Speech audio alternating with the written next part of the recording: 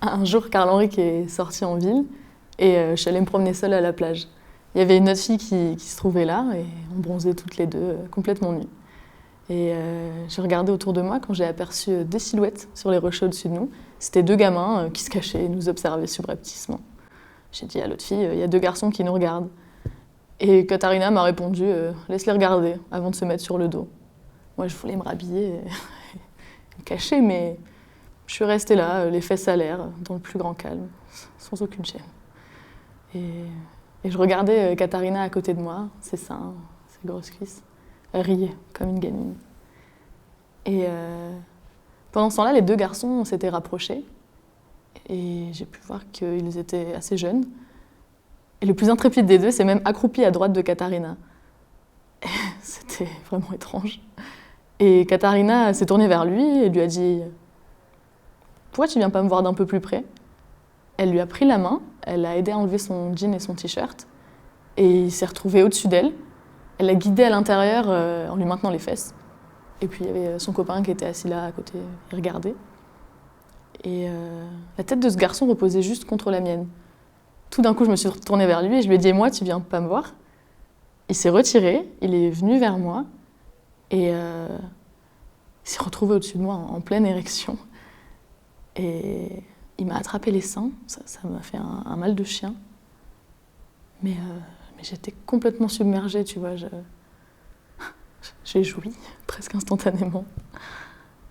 Et je voulais lui dire de ne pas me mettre enceinte, mais j'ai jamais ressenti ça de toute ma vie. Cette décharge de sperme en moi, il m'a attrapée par les épaules et il s'est penché en arrière.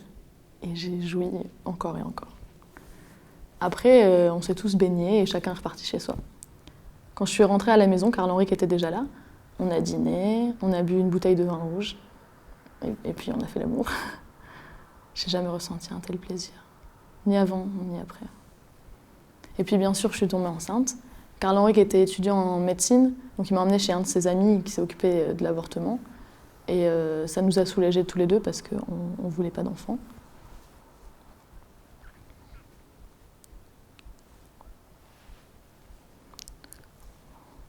Enfin, à cette époque-là. Et tout ça n'a aucun sens. Hein.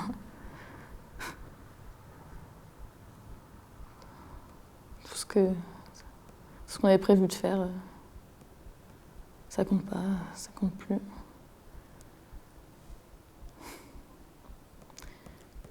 Et puis pourquoi on ne pourrait pas être une personne et puis une autre à la fois?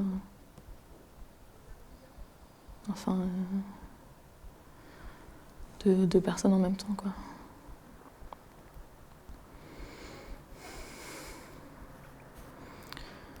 Mon Dieu, tout ce que je dis n'a aucun sens. Tu veux un verre? Je vais te chercher quelque chose?